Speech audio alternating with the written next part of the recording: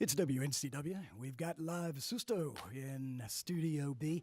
I'm sure a lot of folks have heard the story, but at the risk of boring some of them, why don't you give us the quick synopsis on the name Okay. and how it came about? Because as I understand it, it's I guess it refers to soul separation, yeah? Yeah. So before, I had been in touring bands, from my late teens throughout my early 20s, and then when I was 24, 25, I was like, I'm done with this. I'm gonna get into academia.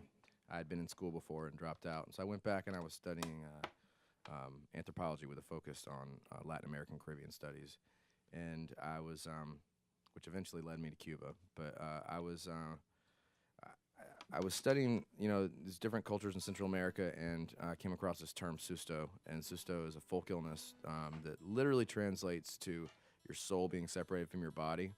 It's also kind of colloquially used in Spanish as just like fright or panic, and so I kind of started exploring the definition of it, and I was like, okay, this is like when you're going through this part of your life and you just don't feel like yourself and you don't know which way's up, which way's down. I was like, that feels a lot like how I feel right now. Right. And had been working on this collection of songs that ended up becoming the first Susto album, and it seemed like a fitting name for that project. And at first, it wasn't going to be a band; it was just a studio project that I was just going to release because I'd worked on it with my friends. It was not a solo project, but I was the only one that really had any kind of drive for it,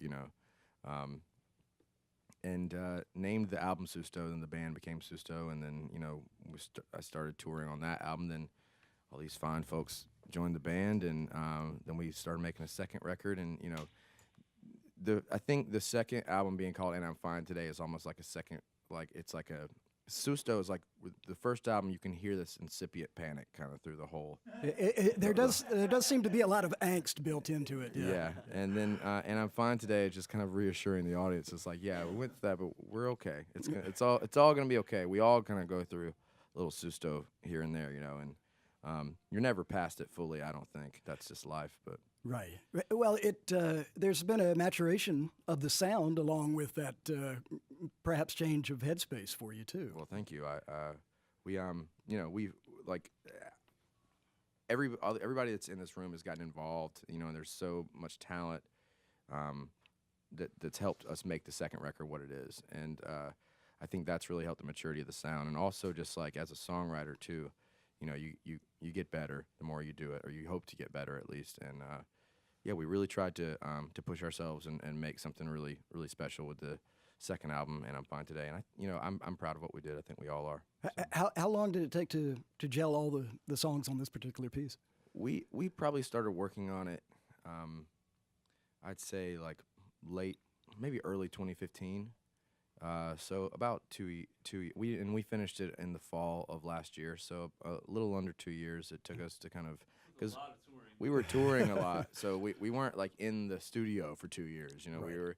And also we were trying to find money to do it and everything. And the songs come gradually. But we very much believe in, once a record's out, at some point you need to put another one out. And it's nice to go ahead and start collecting those songs and laying them down and demoing them out. And we'd been doing that fairly soon after the first record came out, and we'll start doing that again here soon, probably. So a lot of this material had been road worked. The song we just played, actually, I remember writing that song before the first album actually came out. All right. It was already set to come out. It was recorded and everything, but that was actually one of the oldest songs from this collection of songs, the new album. We're chatting with Susto today. The new album "And I'm Fine Today" drops tomorrow in better independent music stores all around you. So you know what to do. Should we get another?